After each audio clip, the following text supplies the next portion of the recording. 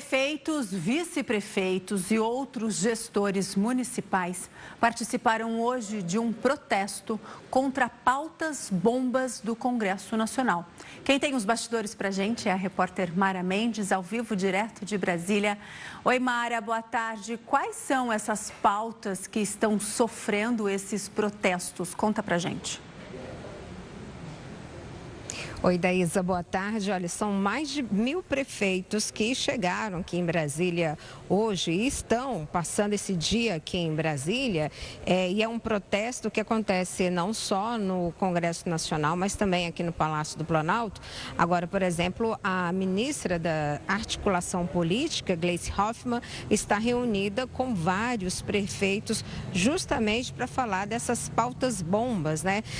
De acordo com a Confederação Nacional dos Municípios, seriam 10 proposições. Entre essas 10 proposições, tem também medida provisória que estabelece mudanças na questão do fundo da educação básica, Daísa, e principalmente na questão da amplitude, que estabelece aí mais prédios de creches e escolas, que isso também o governo federal já vinha trabalhando desde o primeiro ano desse terceiro mandato do presidente Lula.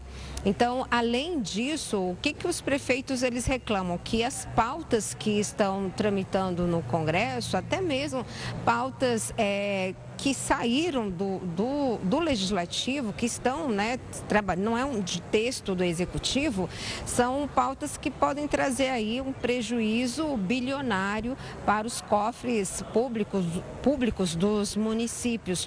Eu tomei nota de alguns para a gente poder ter ideia em relação à questão da proposta que foi aprovada no Senado, que foi até uma proposta, Daísa, que na verdade o próprio Executivo ficou ressabiado porque vai aumentar aí os gastos dos cofres públicos, que é a aposentadoria especial para os agentes de saúde comunitários, que na verdade foi uma pauta, para quem acompanha, que Davi Alcolumbre colocou do nada, tirou e colocou para votação justamente quando o presidente Lula fez a indicação do advogado-geral da União, Jorge Messias, para ocupar a vaga do ministro Luiz Roberto Barroso, que se aposentou o ano passado. Então, na época, o próprio Executivo ficou ressabiado justamente porque é uma pauta que traz aí um aumento para os cofres públicos. E aí tem outras pautas também, como a questão da correção, do estabelecimento de um piso salarial para farmacêuticos, que, segundo os municípios, traz aí um impacto de mais de 360 milhões de reais. A medida provisória também, que muda, o Fundo de Educação Básica, ele traz, de acordo com a Confederação Nacional dos Municípios, traz aí um impacto de mais de 6 bilhões de reais. Em relação aos agentes comunitários, o impacto também é grande, é bilionário, de acordo com as prefeituras dos municípios. Então, dá um total aí de 10 proposições. E o manifesto é justamente para que, na verdade, o Congresso reavalie, porque no caso, em relação à questão dos agentes de saúde comunitários, essa pauta agora ela segue para a Câmara dos Deputados. Então, por isso que esse protesto também teve aí uma reunião, os representantes da Confederação estiveram reunidos com o presidente da Câmara, Hugo Mota. Então, é um momento de muita articulação dos prefeitos, Daísa, e não poderia também deixar de se reunir com o Executivo, já que os prefeitos, os municípios também querem um repasse maior do fundo dos municípios. E aí onde entra a questão, que é uma questão mesmo de articulação e de muita conversa com o Executivo, já que houve toda uma mudança na questão do cálculo de repasse do Fundo Constitucional para os municípios. Mas os prefeitos, eles também sugeriram como proposta nesse manifesto, né, na Câmara, nessa reunião que eles tiveram com Hugo Mota, que também se trabalhe projetos que possam aumentar a arrecadação dos municípios. Aí vamos ver se isso vai ter, na verdade, prosseguimento, já que a gente está aí no ano eleitoral e o Hugo Mota já deixou claro que não vai trabalhar para aumentar, produzir, elaborar mais impostos. Então, de qualquer forma, é uma frente que os prefeitos estão trabalhando para que eles consigam aumentar essa arrecadação. Por outro lado, tem o governo federal também, que tenta elaborar propostas para poder aumentar a sua própria arrecadação, né, a União. E aí fica esse embate. Há uma expectativa do que vai sair dessa reunião agora com a ministra Gleice Hoffmann. A reunião começou há aproximadamente 1 hora. São muitos prefeitos que estão reunidos com ela nesse momento, justamente para chegarem num consenso de como lidar com essas propostas, Daísa, bem em um ano em que temos aí eleição geral e que a gente sabe que o Congresso vai funcionar diariamente até o meio do ano, porque depois de julho os parlamentares vão trabalhar nas suas bases eleitorais para trabalhar aí a questão da reeleição ou outro cargo, né, como de governador. Então, há uma expectativa do que vai sair dessa reunião com a Gleice Hoffmann e também do que gerou em termos práticos, em relação à reunião com o Hugo Mota. Então, vale lembrar que, por que essa reunião com o Hugo Mota? Porque várias das propositivas que estão preocupando os prefeitos saíram do Senado e agora estão na Câmara, então estão nas mãos de Hugo Mota. Então, vale a gente ter essa expectativa aí do que vai sair, porque, de um lado, a União também trabalha para manter a sua arrecadação e aumentar a sua arrecadação.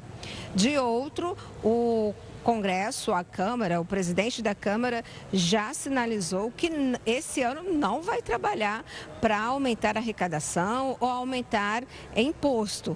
E aí aí vem a questão do questionamento, até onde os parlamentares vão querer se envolver e mexer também nessa questão da aposentadoria especial para o agente comunitário de saúde, que já era uma reivindicação antiga da categoria e um projeto antigo que estava parado, que Davi Alcolumbre resolveu tirar da gaveta em resposta à indicação de Jorge Messias ao Supremo Tribunal Federal. Daísa.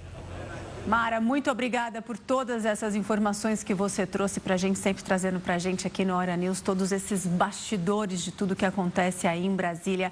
Mas, Mara, começou hoje o julgamento dos réus que são acusados de planejar e executar a morte da ex-vereadora Marielle Franco e do motorista dela, Anderson Gomes. Quais são os principais detalhes desse primeiro dia de julgamento que você pode destacar para a gente, Mara? Acho que o detalhe que chama a atenção, Daísa, foi que os parentes da vereadora, né, Marielle Franco, do motorista Anderson Gomes, chegaram cedo ao Supremo Tribunal Federal para acompanhar esse julgamento. Não só parentes, mas amigos também, né? Os pais de Marielle Franco estiveram, a esposa de Anderson Gomes estão presentes, acompanhando aí esse julgamento do ex-deputado federal, Chiquinho Brazão e do ex-conselheiro do Tribunal de Contas do Rio de Janeiro, Domingos Brazão, apontados como os mandantes do crime. Inclusive, os familiares chegaram a Brasília ontem mesmo. Havia já essa expectativa, porque vale lembrar, Daísa, que são já 8 anos, né? Foram 8 anos à espera desse julgamento. E de uma investigação que teve várias reviravoltas, né? Houve mudança de delegados, 5 delegados foram trocados. Aliás, houve investigação da investigação que estava ocorrendo no Rio de Janeiro. Então, é um caso de muitas reviravoltas. E algo que chamou a atenção foi a sustentação da Procuradoria-Geral da República hoje pela manhã, porque o julgamento começou, a sessão começou justamente com a sustentação da Procuradoria-Geral da República, que pede a condenação dos réus. Para a Procuradoria, Daísa, não há dúvidas de que os irmãos Brazão são os mandantes do crime, são os mandantes do assassinato. Aliás, a Procuradoria diz que há provas contundentes que levam a afirmar que os irmãos Brazão que encomendaram a morte da vereadora e, consequentemente, houve aí o assassinato do motorista dela que estava com ela. De acordo com a Procuradoria-Geral da República, esse crime foi motivado, o propósito desse crime teve o foco principalmente em relação à questão política, já que Marielle Franco era uma ativista em relação à questão ambiental e também em relação à questão de loteamento, mas dentro das regras, né? Essa questão do loteamento sem passar pelas milícias, porque, de acordo com a Procuradoria, Marielle, ela se colocava contra as milícias no Rio de Janeiro que trabalhavam com essa questão do loteamento. Não trabalhavam, mas com a questão da invasão. E, de acordo com a Procuradoria, os irmãos Brazão estavam envolvidos nesses empreendimentos ilícitos. Então, de acordo com a Procuradoria, Marielle se colocou contra e os irmãos Brazão viram nela uma rival política, mais um propósito também de eliminar a oposição. Inclusive, no texto da Procuradoria há isso, né, que não só o propósito político, mas de eliminação da oposição política.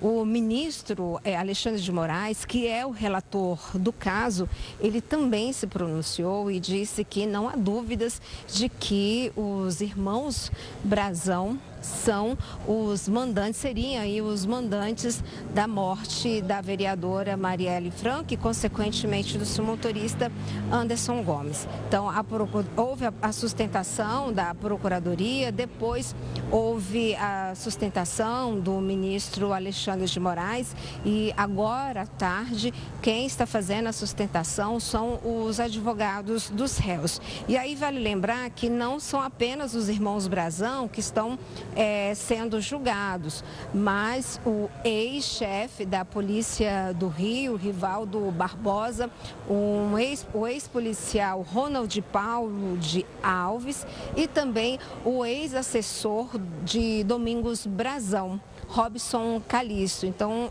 ao todo, são 5 que estão sendo julgados pelo Supremo Tribunal Federal e vale lembrar que esse julgamento está sendo feito pelo Supremo Tribunal Federal porque envolvia um dos investigados, era um deputado que tinha foro privilegiado, que no caso é Chiquinho Brazão, que perdeu o mandato o ano passado, viu?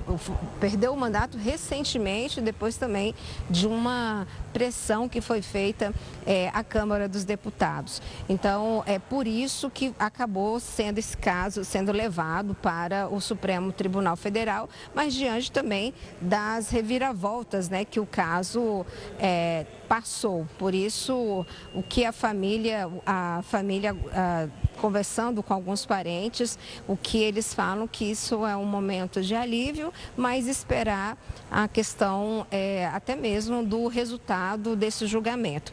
A expectativa, Daísa, do presidente da primeira turma, porque o caso está sendo analisado pela primeira turma, já que Alexandre de Moraes é um integrante da primeira turma, a expectativa de Flávio Dino é que as sustentações até das defesas acabem hoje e amanhã já comece a leitura dos votos dos ministros que podem esses votos podem levar à condenação dos irmãos Brazão e dos demais réus.